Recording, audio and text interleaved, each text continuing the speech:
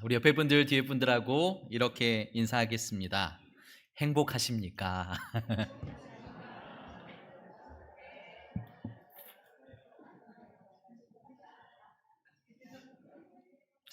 한 번 더 질문해 보겠습니다. 예수님을 믿는 것이 진짜 행복하십니까?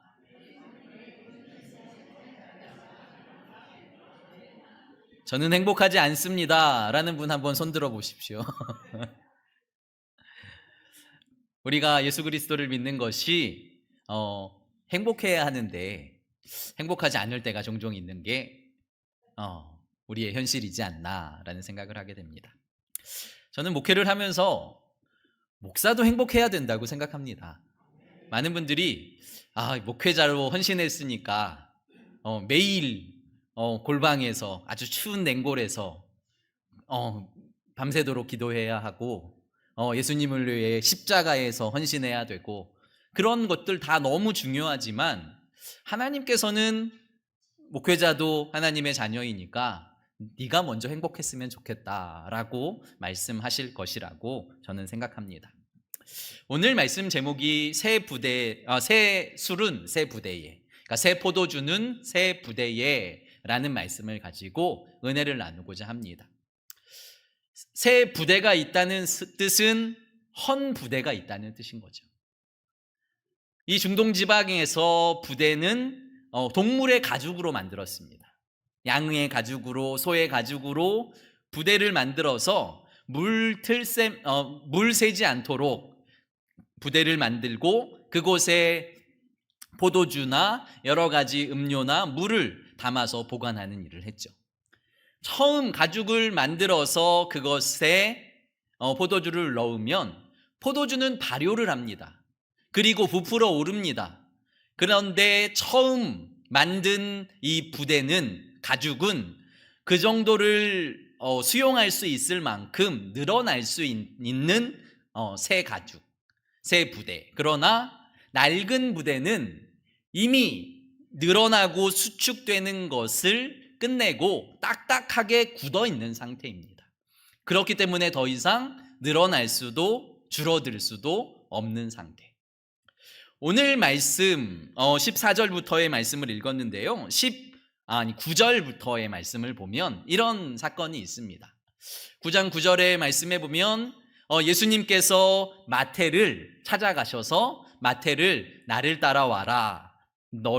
네가 나의 제자가 되라라고 부르시는 장면입니다.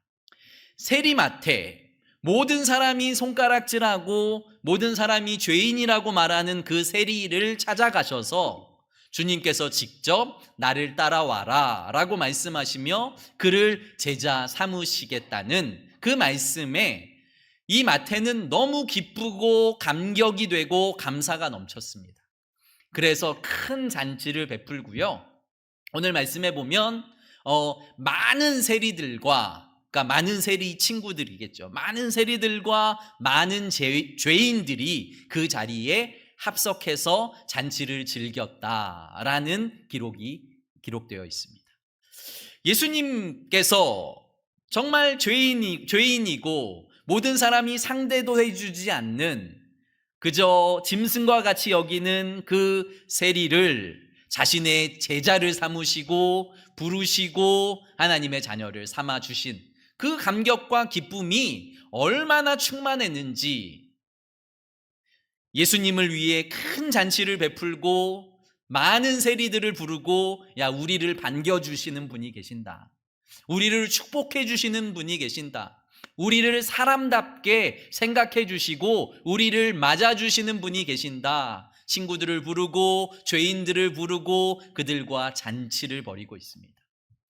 그런데 그 잔치에 초대되었는지 아니면 우연히 그 잔치를 보게 되었는지 바리새인들이 그 잔치를 보고 예수님의 제자들에게 이렇게 말합니다. 왜 너희 선생님은 세리들과 죄인들과 함께 먹고 마시냐라고 말하는 거죠. 예수님은 유대인이면 당연히 죄인과 세리와 함께 먹고 마시는 것이 죄라는 것을 알 텐데 왜 너희 선생은 죄인들과 함께, 세리들과 함께 그 일을 행하느냐라고 묻는 거죠. 그리고 오늘 14절의 말씀에 보시면 또 그 잔치 가운데 이번에는 세례 요한의 제자들이 예수님 앞에 나옵니다. 세례 요한이 제자들이 예수님 앞에 나와서 선생님, 바리새인도 금식하고 우리 세례 요한의 제자들도 금식합니다. 그런데 왜 당신의 제자들은 금식하지 않습니까? 라고 말합니다. 사실은 예수님께 왜 예수님, 당신은 금식하지 않으십니까? 라고 묻고 싶었겠죠. 왜 이렇게 매일 잔치를 벌입니까? 왜 죄인들과 함께 먹고 마십니까?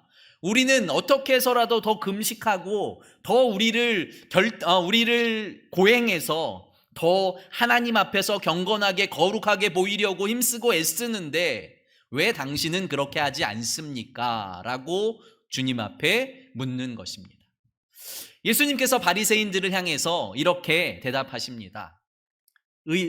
의사가 건강한 사람에게 필요한 것이 아니라 병든 사람에게 필요하다. 그리고 나도 의인을 위해서 온 것이 아니라 죄인을 위해서 왔다. 예수님께서는 우리의 구원자 되시고 예수님은 가장 좋은 복된 소식이 되시는데 그 예수 그리스도를 맞이하고 기뻐하고 잔치를 벌인 사람은 세리고 죄인이고 병든 사람이고 고난 가운데 있는 사람이었지, 성경을 많이 알고 성경에 박식한 바리새인도 그리고 세례 요한의 제자들도 예수님으로 말미암아 기뻐하고 감사하며 잔치하는 사람이 없었다라는 것이 우리에게 생각하게 하는 바가 크다는 것이죠. 성경을 많이 읽어서 아니면 우리가 교회에 오래 다녀서 우리의 직분이 목사여서 장로여서 권사여서 아니면 성도여서 우리가 주님을 더 잘 알 것 같지만, 주님을 더 기뻐할 것 같지만, 주님 때문에 감사가 넘칠 것 같지만 오늘 말씀을 보면 그렇지 않다라는 것이죠. 내가 가지고 있는 고정관념, 내가 가지고 있는 가치관, 복음과 관계없는, 말씀과 관계없는 교회의 전통 때문에 오히려 주님을 예배하고 즐겁게 찬양하는 것들을 막고 있는 상태를 주님께서는 지적하고 계신다라고 생각하시면 됩니다. 오늘 14절 말씀을 말씀으로 말씀드렸고요. 15절을 같이 한번 읽어볼까요? 15절입니다. 시작. 예수께서 그들에게 이르시되 혼인집 손님들이 신랑과 함께 있을 동안에 슬퍼할 수 있느냐? 그러나 신랑을 빼앗길 날이 이르리니 그때에는 금식할 것이니라. 아멘. 세례 요한의 제자들이 왜 금식하지 않으십니까? 율법에도 금식하라고 정해져 있고 바리새인들은 일주일에 2번씩이나 금식하는데 율법에는 1년에 한 번 정도 금식하는 것을 기록하고 있는데 바리새인들은 더 경건하려고, 더 거룩하려고 일주일에 2번씩이나 금식을 하는 거예요. 그리고 세례 요한의 제자들도 당연히 금식하죠. 왜냐하면 세례 요한은 자신을 고행하는 거잖아요. 광야에서 메뚜기와 석청을 먹고 마시며 주님의 오심을 선포하며 기다렸던 사람, 당연히 그들의 제자들이니까요, 광야에서 고행을 하며 주님의 오심을 기다리며 금식하며 거룩하고 경건하게 금욕주의로 살았던 사람들이기 때문에 그들의 눈으로 보기에는 왜 금식하지 않습니까? 왜 거룩하게 행동하지 않습니까? 왜 경건하게 행동하지 않습니까? 라고 질문하는 것은 너무나 당연했던 거죠. 그런데 예수님의 대답은 혼인잔치에서 금식하는 사람이 어디 있겠냐? 내가 신랑이다, 내가 혼인잔치의 신랑이다 라고 말씀하시며 신랑의 친구들이 혼인잔치에서 금식하는 것은 말이 안 된다. 신랑을 빼앗길 날이 올 텐데 그때 금식하게 될 것이다 라고 말씀하고 계십니다. 사랑하는 성도 여러분, 신랑 되신 예수 그리스도가 우리의 구주시며 우리의 아버지시며 우리의 신랑 되심을 믿으신다면 우리는 금식이 나쁘다고 주님께서도 말씀하지 않으세요. 금식하지 마라고 말씀하시는 것이 아니라, 금식이 아니라 주님으로 말미암아 기뻐함과 감사함과 그리고 즐거움이 있어야 된다라고 말씀하시는 거죠. 그러므로 세상에서 우리는 그리스도인으로 살아가기 때문에 주 안에서 감사와 기쁨이 넘치게 되시기를 예수 그리스도의 이름으로 축복합니다.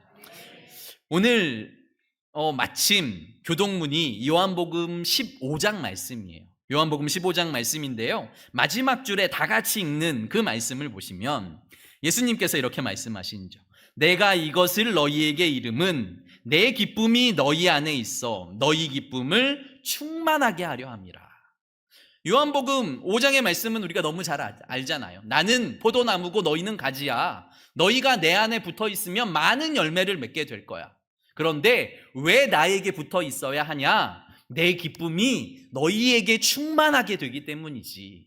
인생은 어렵고 인생은 고단하고 인생에 아픔이 있을지라도 그 인생이 예수 그리스도께 접붙이면, 예수 그리스도께 붙어 있으면 예수 그리스도의 기쁨이, 예수 그리스도의 즐거움이, 예수 그리스도의 평안이 너희에게 충만하게 될 거야 라고 주님께서는 우리에게 충만한 기쁨을 주시길 원하시는 분이라는 것을 다시 한번 마음에 깊이 새기시기를 예수 그리스도의 이름으로 축복합니다. 바리새인들은, 그리고 세례 요한은, 그리고 어쩌면 우리들도 굳어진 마음, 굳어진 신앙생활, 굳어진 교회의 전통 속에 살아가고 있을지 모르겠습니다. 종교개혁이 왜 일어났을까요? 천주교를 거부합니다가 아니라 하나님이 주신 기쁨으로 하나님이 주신 그 교회를 섬기길 원해서입니다. 하나님의 말씀대로 하나님의 기쁨으로 섬기길 원해서 종교개혁이 일어난 것처럼 지금도 우리가 굳어진 전통, 굳어진 것들이 있다면 우리는 그것을 깨버리고 우리가 기쁨으로 즐거움으로 주님을 섬겨야 하는 것이죠.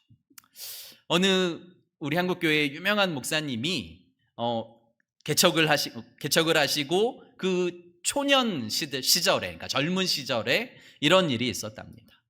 한 권사님이 정말 1년 365일 새벽 예배를 빠지시지 않는 권사님이에요. 그런데 권사님이 가장 앞에 앉으셔서 날마다 빠지시진 않는데 얼굴이 울그락불그락 하신 거예요.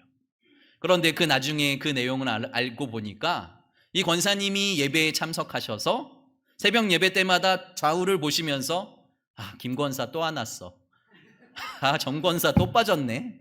이 생각만 하고 있었다는 거죠. 권사가 돼서 어떻게 예배를 빠져? 장로님들이 돼가지고 어떻게 새벽 예배를 빠질 수 있어? 이 생각만 하고 있었다는 거죠.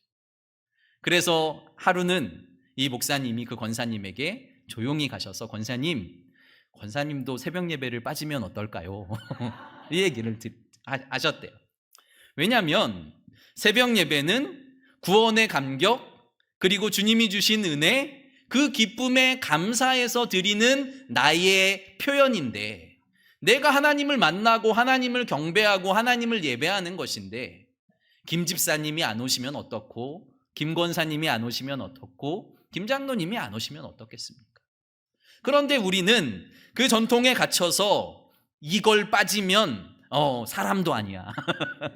이거 빠지면 거룩한 사람 아니야. 경건한 사람 아니야 라고 생각하지만 우리 주님은 전혀 그렇게 생각하시지 않는다는 것을 다시 한번 오늘 우리는 마음에 새겨야 할 줄 믿습니다.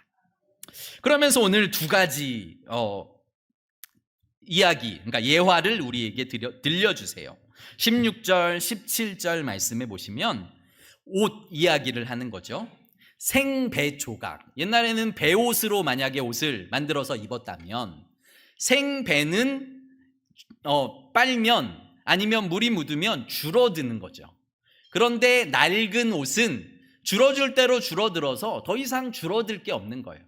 그런데 낡은 옷이 구멍이 났다고 생배 조각을 거기다가 덧대면 그 생배 조각이 줄어들면서 오히려 헌옷을 더 크게 구멍 내는 일이 벌어지기 때문에 생배 조각으로 낡은 옷을 기우는 사람은 없다라고 말씀하시는 거고, 오늘 두 번째 예화는 우리가 아까도 말씀드렸지만 새 술은, 새 포도주는 새 부대에 담아야 한다. 왜냐하면 17절 말씀 보세요. 새 포도주를 낡은 부대에 넣지 아니하나니 그렇게 하면 부대가 터져 포도주도 쏟아지고 부대도 버리게 됨이라 라고 말씀하는 거죠. 그냥 낡은 가죽 부대만이 문제가 아니라 그 속에 담긴 포도주까지 다 버리게 되는 거죠. 새 포도주는 계속 부풀어야 하는데, 발효를 해야 하는데 그것을 감당할 수 없는 딱딱한 부대. 그런데 주님은 바리새인들에게 그 이야기를 하는 거예요. 너희들이 지금 율법의 얼매인, 유대주의와 율법주의의 얼매여서 진짜 예수 그리스도의 복음, 진짜 생명의 복음, 진짜 예수 그리스도가 누구인지 알지 못하는, 교회의 낡은 전통이 예수 그리스도의 그 충만한 복음을 사방으로 온 세계로 퍼져나가야 하는 그 복음을 감당하지 못하고 딱딱하게 굳어진 교회가 그것을 막아두고 있는 상태를 주님께서는 말씀하고 있는 거죠. 그러면서 주님은 그것을 벗어버리고 새로운 부대를 준비해라 라고 말씀하시는 겁니다. 사랑하는 성도 여러분, 우리의 마음이 굳어져 있으면, 우리의 교회가 굳어져 있으면 새로운 것들을 접할 수 없습니다. 새로운 것들을 수용할 수 없습니다. 굳어진 교회는 아직도 드럼을 칠 수 없는 교회도 있습니다. 왜냐하면 그건 사탄의 악기이기 때문이에요. 그런데 지금도 수많은 세계의 교회들이 드럼을 치고 악기를 연주하며 가장 최고의 것으로 하나님을 찬양하고 있는 거죠. 왜냐하면 하나님의 손에 들린 건 모두 다 거룩하기 때문이에요. 우리가 하나님의 손에 들리기만 하면 어떤 사람도 거룩한 사람이 될 수 있는 것처럼 어떤 악기도, 어떤 장소도, 어떤 것도 문제가 되지 않는다는 것. 중요한 것은 그 안에 예수 그리스도의 복음이 있냐 없냐, 그 안에 예수 그리스도로 말미암아 즐거움이 있냐 없냐, 이것이 중요한 것이죠. 바리새인은 시간을 정하고 날을 정하고 때를 정하고 금식하는 것, 그리고 무언가 지키는 것, 그리고 무엇을 하지 않는 것, 이것이 자신들이 지켜야 할 신앙이고 그것이 거룩이라고 생각했지만, 주님께서는 새로운 계명을 주시면서 하나님을 사랑하고 내 이웃을 내 몸과 같이 사랑하는 것이 새로운 율법이다라고 우리에게 말씀하셨다는 거죠. 그러니까 복음 안에서 벗어나지 않는 한 모든 것을 수용해서 교회가 부드러워지고 성도가 부드러워지는 것이 교회가 새로워지고 부흥하고 성장하는 데 필요하다라는 것을 우리는 기억해야 합니다. 사랑하는 성도 여러분, 우리 교회도 40여 년이 넘었기 때문에 점점 굳어져 가고 있다고 생각합니다. 40여 년 동안 지켰던 내 자리, 40여 년 동안 지켰던 내 신앙, 내 관습을 벗어버리기가 어려운 거죠. 오래된 교회일수록 내 자리가 있습니다. 그래서 진짜 오래된 교회는 내 자리에 누가 앉으면 큰일 납니다. 어떤 교회는 진짜 전통 100년 된 교회는 교회의 가장 중요한 자리에 빨간 벽돌로 네모칸을 딱 치어놔서 장로님만 들어갈 수 있는 자리가 있어요. 그러면 그곳은 장로님만 들어가셔서 에헴 하고 앉아 있어야 되는 거죠. 다른 사람이 들어오면 큰일 나는. 그러니까 점점 막고 담을 쌓고 세우고 변화되지 않으려는 교회는 점점 굳어져서 더 이상 새로운 것들을 받아들일 수 없는 교회가 되고요. 우리가 주님 때문에 예수 그리스도의 십자가, 예수 그리스도의 복음, 예수 그리스도 외에 다른 것, 말씀과 관계없는 것들은 얼마든지 수용하고 양보하고 그리고 받아들일 수 있다라고 생각해야 교회가 부드럽고 아름답게 성장할 수 있음을 다시 한번 우리가 기억하길 간절히 소망합니다. 제가 오늘 한 12시 30분 12시가 아니죠. 10시 30분 40분 사이에 제가 주차장에 가봤습니다. 오늘 저희 교회 주차장. 근데 깜짝 놀랐습니다. 교회 보통 20분 되면 저기 입구까지 저희 교회 차가 가득 차거든요. 그런데 30분 40분이 됐는데 한 4대 3-4대 오늘은 이 정도밖에 차가 되어 있지 않는 거예요. 그래서 너무 감사하다. 내가 누군데 나보고 차를 대지 말라고 해. 이런 마음을 가지고 계셨다면 여전히 오늘도 가득 찼겠지만 정말 새신자를 위해서 아니면 노약자를 위해서 아니면 어린 아이들을 위해서 그 자리를 양보해 주신 성도님들의 마음이 부드러운 마음이고 주님의 마음이 아닌가라는 생각을 하게 됩니다. 존 파이퍼 목사님은 우리 이 교계에, 그러니까 세계 교계에 알아주시는 목사님인데요. 이분이 말씀하시는 게 기독교 희락주의입니다. 기독교 희락주의. 모든 종교는 고행을 이야기하고 고난을 이야기하고 수행을 말하지만 우리 기독교는 예수님 한 분 때문에 희락이 넘치고 기쁨이 넘치고 감사가 넘치는 종교여야 합니다 라고 말씀하는 거죠.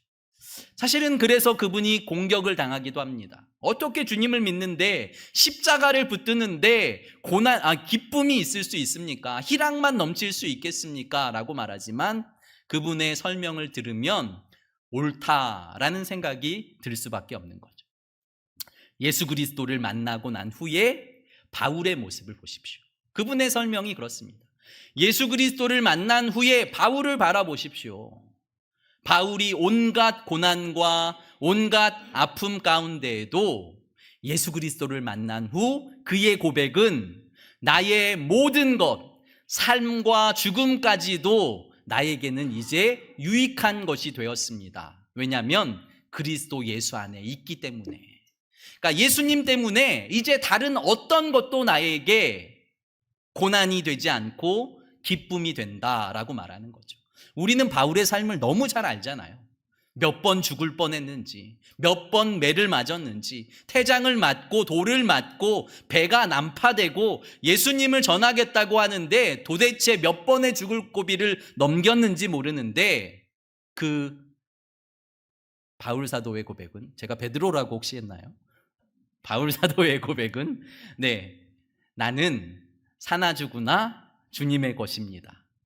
나에게 있는 모든 것은 배설물로 여기고 나는 주님을 아는 지식이 가장 고상하고 가장 기쁨입니다 라고 고백하는, 그러니까 주님을 진짜 만난 사람, 그냥 책으로 만난 사람이 아니라 진짜 만난 사람은 그 주님 때문에 기뻐할 수밖에 없다라고 말씀하는 것이죠.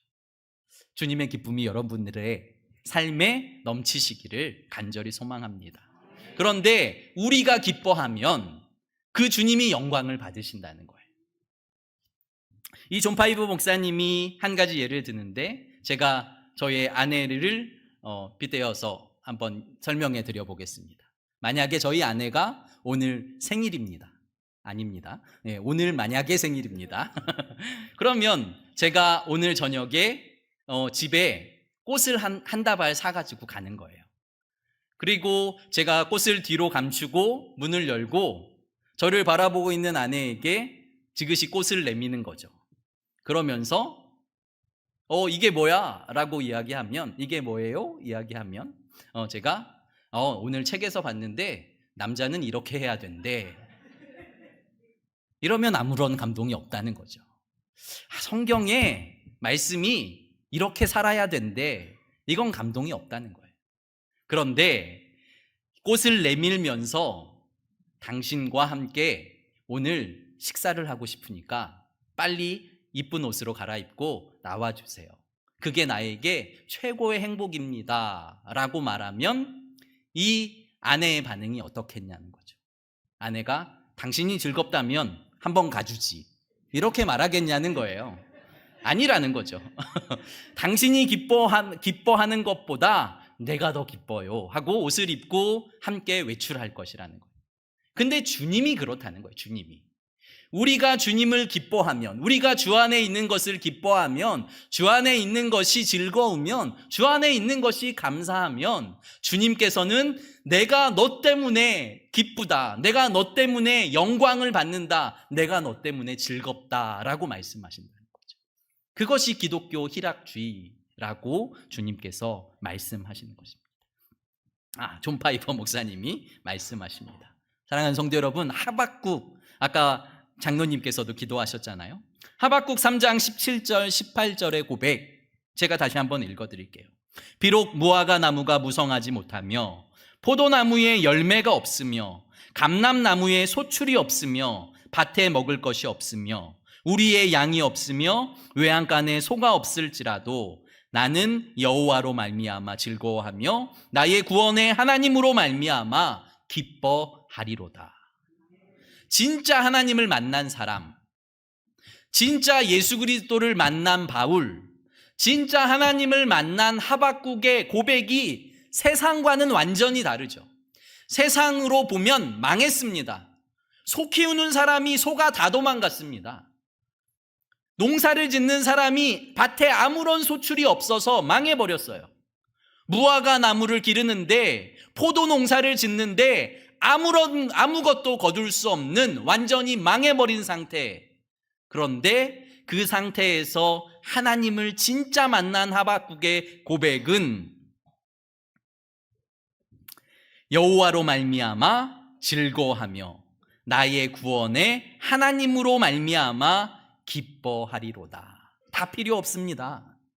주님, 제가 주님 진짜 만나니까요, 그 어떤 것보다 주님이 가장 귀하다는 것, 주님이 나의 인생의 가장 기쁨이라는 것, 주님이 나의 인생의 가장 소망이라는 것을 깨달았습니다. 비록 대학에 떨어졌을지라도, 비록 취업에 실패했을지라도, 비록 결혼하지 못했을지라도, 아니면 내가 소망하는 사업과 내가 소망하는 것을 이루지 못했을지라도, 주님, 내가 이것 때문에 진짜 주님을 만나고 진짜 주님을 경험했기 때문에 주님 충분히 행복합니다. 지금 죽어도 행복합니다. 라는 고백. 이 고백이 우리 안에 있기를 간절히 소망합니다. 우리는 점점 시간이 지날수록 우리의 신앙이 딱딱해집니다. 늘 드리던 예배, 늘 드리던 찬양, 늘 듣던 말씀, 늘 하던 기도, 이게 뭐라고? 라는 생각이 들 때도 있을지 모르겠습니다. 그런데 마음가짐을 바꾸십시오. 바리새인이 아니라 새 부대가 되어서, 주님, 이제는 율법의 시대가 아니라 성령의 시대, 예수 그리스도의 시대, 은혜의 시대입니다. 나에게 은혜를 얼마든지 부어주십시오. 나에게 성령을 얼마든지 부어주십시오. 나에게 예수 그리스도의 복음을 얼마든지 부어주십시오. 제가 변하겠습니다. 제가 달라지겠습니다. 제가 새로워지겠습니다. 제가 주님 닮아가겠습니다. 고백하시는 사랑하는 성도 여러분들 되시기를 예수 그리스도의 이름으로 축복합니다. 교회가 세상의 모습으로 변하는 것을 변화라고 말하고 있는 게 아닙니다. 기복주의를 따르고 성공을 따르고 많은 것들을, 많은 물질과 많은 것들을 따르는 것을 이야기하는 게 아닙니다. 이번 주에 우리 성도님들과 함께 남원 화정동 교회에 다녀왔습니다. 정말 감사하게도 남원까지 그렇게 먼 줄 알았으면 저는 안 갔을 겁니다. 가는데 4시간, 오는데 4시간. 진짜 휴게소 한 10분 들렸나? 그 정도인데도 가는데 4시간, 오는데 4시간. 남원에 가서 화정동 교회에서 섬기는 그 마을 회관에 갔습니다. 어르신들이 한 50여 분 오셨고요. 그분들에게 우리 권사님들, 집사님들이 준비하신 식사를 그 50여 분에게 다 대접했어요. 정성껏. 우리 맛있게 준비한 그 식사를 대접하고 우리 그 화정동 교회 목사님과 성도님들과 함께 그 봉사들을 하고 화정동 교회로 올라왔죠. 그 낡은 교회에 함께 다 같이 앉았는데 우리 목사님이 나오셔서 우리 화정동 교회는 많이 모이면 12명, 진짜 많이 모이면 어린아이까지 14명 정도 모이는 교회입니다. 그런데 저도 이 교회를 떠나고 싶어서 언제 떠날까 생각을 하는데 하나님이 또 잡으시고 또 잡으셔서 제가 지금도 이 교회에 남아 있습니다 라고 고백하는데 마음이 너무 아프더라고요. 그런데 그 얘기를 하자는 게 아니라 오늘 우리가 그렇게 우리 안에서 굳어진 마음으로 살아가는 것이 아니라 우리가 주님의 마음으로 세상으로 나아가고 작은 교회로 나아가고 그리고 마을을 섬기고 공동체를 섬기는 일이 얼마나 귀하고 복된 일인지, 우리가 섬기고 우리가 돈 쓰고 우리가 시간 쓰고 우리가 다 썼는데요, 우리가 가장 기쁘고 우리가 가장 행복하다라는 마음을 가지고 올라왔다는 거죠. 그게 주님의 기쁨이 아닌가. 주님께서는 우리에게 모든 물과 모든 피와 모든 것을 쏟으셨는데요, 그러면서 주님께서 야, 나 믿어라. 믿기만 하면 내 충만한 기쁨이, 내 충만한 은혜가 너희 안에 넘치게 될 거야 라고 말씀하시는 그 구원의 기쁨과 감격을 사랑하는 성도 여러분들이 꼭 소유하시기를 예수 그리스도의 이름으로 축복합니다. 사랑하는 성도 여러분, 우리 성일교회가 정말 기쁨이 넘치는 교회 되길 원합니다. 율법에 매여서, 형식에 매여서, 딱딱하여서 굳어져서 다른 것들이 들어오지 못하는, 한 사람이라도 왔는데 우리는 20년 동안 40년 동안 그룹이 되어서 묶여있기 때문에 들어오지 못하는 교회가 아니라 누가 들어와도 받아주고 누가 들어와도 기뻐하고 누가 들어와도 환영해 줄 수 있는, 단지 예수님 한 분이면 충분한 교회, 예수님 한 분이면 충분히 기뻐하고 감사가 넘치는 예배가 되시기를 사랑하는 예수님 이름으로 간절히 축복합니다. 기도드리겠습니다. 거룩하고 존귀하신 아버지 하나님, 주님께서 우리에게 말씀하십니다. 나의 안에 거하라. 그 이유는 내 기쁨이 너희 안에 충만하게 하기 위함이다.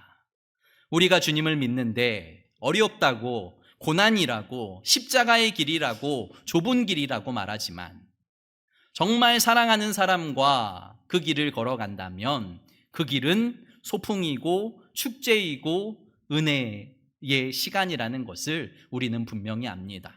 우리가 주님을 진짜 만나게 하시고 책에서 읽은 하나님, 성경에서 본 예수님이 아니라 나의 삶을 통해서 경험하고 나를 일으키고 나를 충만하게 하시고 나에게 기쁨이 넘치게 하시는 주님을 진짜 만나고 경험하여서 세상의 어떤 어려움과 어떤 고난의 순간에도 이 기쁨을 놓치지 않는 우리 성일교회 성도들 되게 하여 주시옵소서. 사랑 많으신 예수님 이름으로 감사하며 기도드립니다. 아멘.